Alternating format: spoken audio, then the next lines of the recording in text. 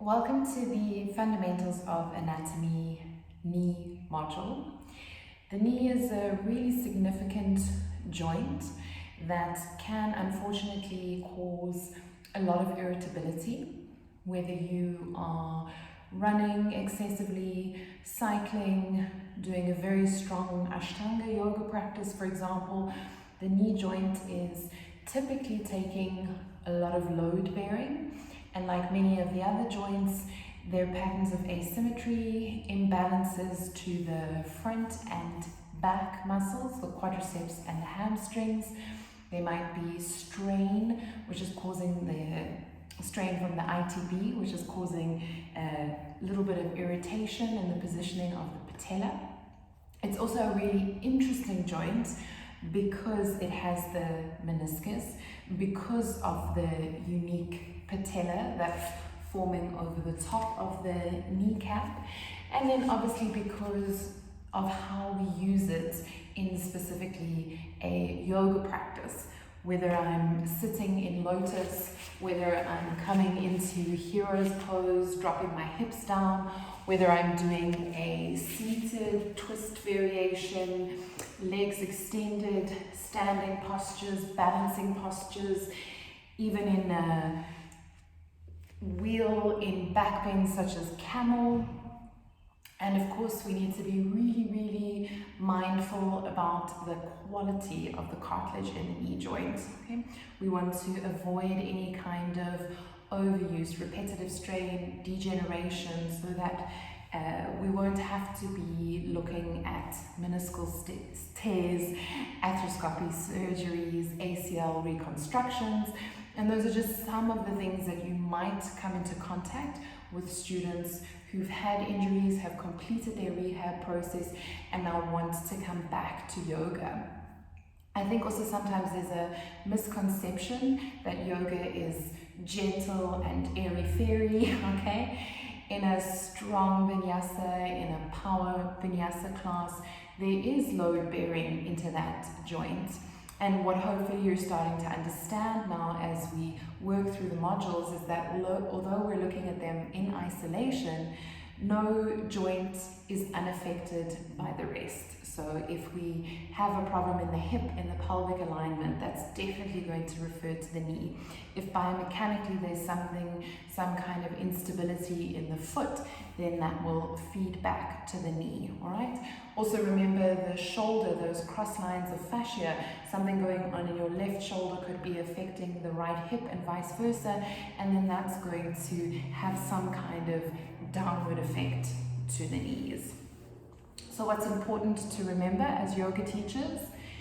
To look after the knee for yourself and your students, to demo modifications, to learn and familiarize yourself with appropriate verbal cues, to assess either from the bottom up or the top down, okay? Try to keep a consistency with whichever you work towards.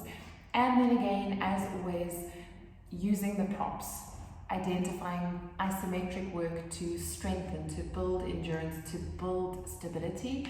And we're always coming back to that joint integrity of mobility and strength, okay? What we strengthen, we stretch, and what we stretch, we strengthen. So come to find a comfortable seated position. Half lotus like I'm in, easy pose, normal cross-legged, hero's pose, adjusting onto your knees, perhaps placing the blocks underneath the hips. Adjust into the spine, relaxing the shoulders. Becoming aware of your Ujjayi breath.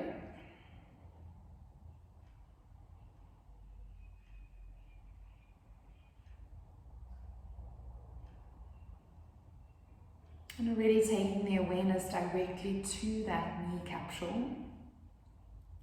And maybe spending a little bit more time than you normally do exploring, observing sensations. Maybe mentally recapping for yourself what you are familiar with in terms of the knee joint. Do you know those phrases such as the patella, Are you able to locate the meniscus, the cruciate ligaments?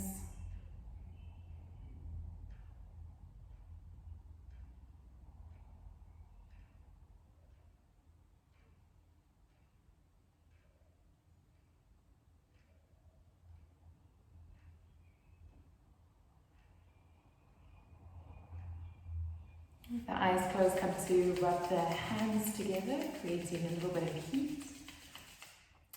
Placing the palms over the eyelids. Softly blinking the eyes open, lowering the palms down the front side of the body. Inhale to press up to your ceiling. And exhale, gently release. Good. Lifting up, come to straighten out into the legs. Give them a little bit of a shake. Moving into the ankles, releasing the feet, changing direction. And come to interlace the hands to the back of your right leg, staying nice and straight and active in the left toes, creating a little bit of a toe tap, straightening the leg as high as you can, and then softly touching the toes down. And it's because of that kneecap, because of the patella, that we only move to a certain range in that frontal plane of the knee. Last one. Tucking the foot upwards as high into the left thigh as you can, placing the right hand under the knee, lifting up and gentle little bit of pressure. Okay. So here, yes, we're working to open into the hip, but we need that hip joint to support the knee joint and vice versa.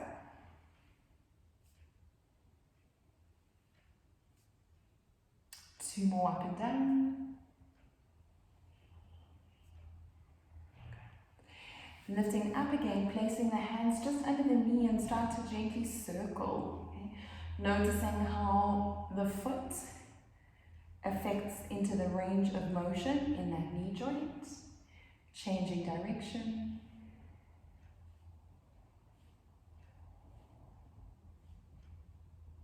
And gently releasing down, giving it a little bit of a shake out, and we'll do the same sequence to the left hand side.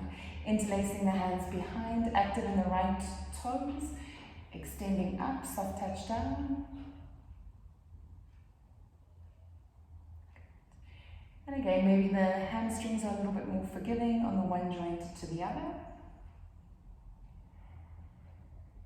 Nice and slowly, good. And noticing perhaps as the hamstring starts to release, how that range and extension in the knee starts to feel a little bit more comfortable, good. Come to tuck the foot nice and high, bringing the left hand under the knee, lifting up, pressing down. And just that gentle little seesaw moment, movement up and down, good.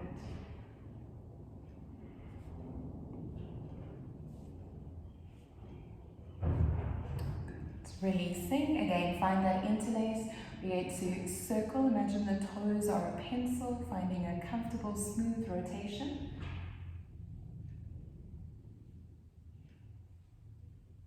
Going the other way.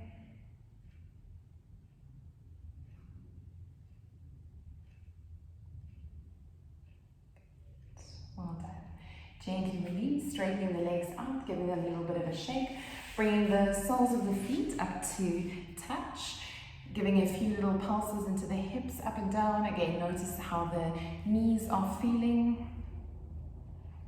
And what changes? The more we pulse, the more we work into that butterfly. How do we feel about that slight compression into the knees?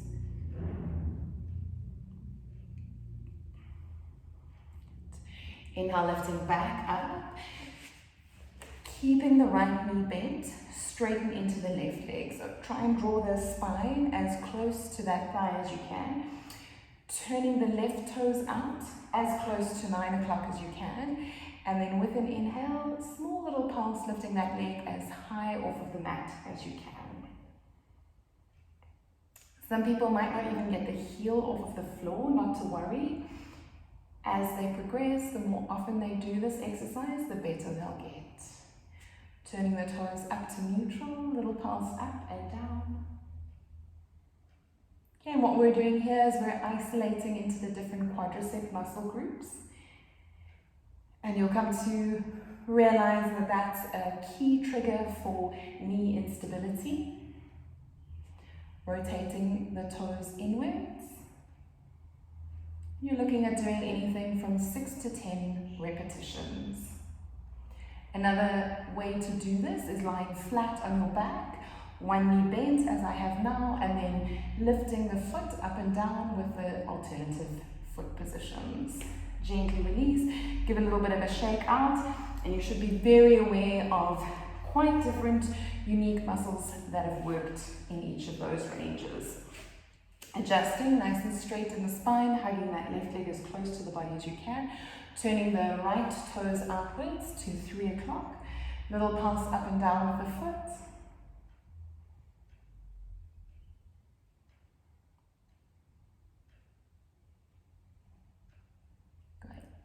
Toes up to neutral, keeping the foot flexed. Remember that length in the spine.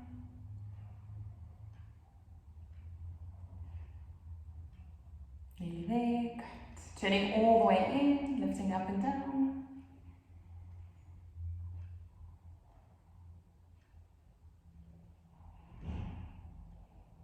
Good, well done. Releasing, giving a little bit of a shake out. Coming into your seated forward fold. Encourage that bend into the knees, maybe even suggesting a rolled up blanket, spare blocks underneath. Toes are staying active, so we're active into the hamstrings here. Inhale, reaching the arms to the ceiling, and exhale to come forward. Lengthening into the spine, chin tucking back to the throat.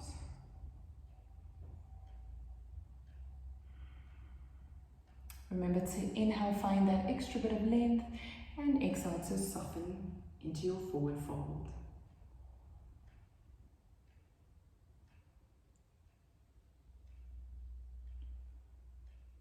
Inhale, gently release. We're coming into your Navasana, your boat pose.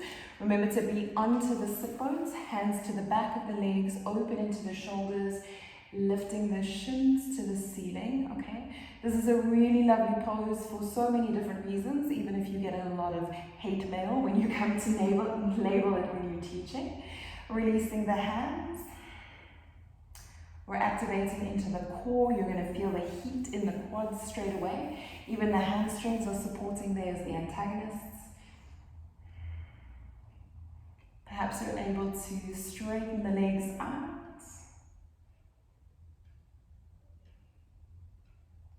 Well done. Crossing over your ankles, rounding back, and coming into your child's pose.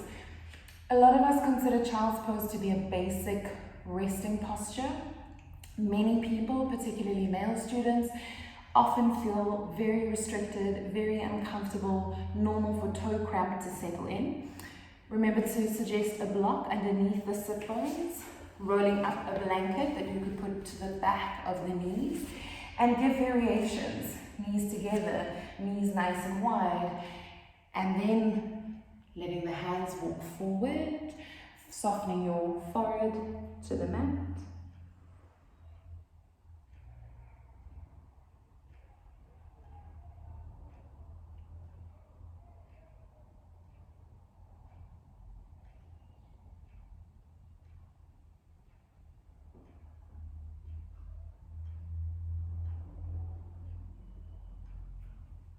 Inhale, gently release, walking the hands back up.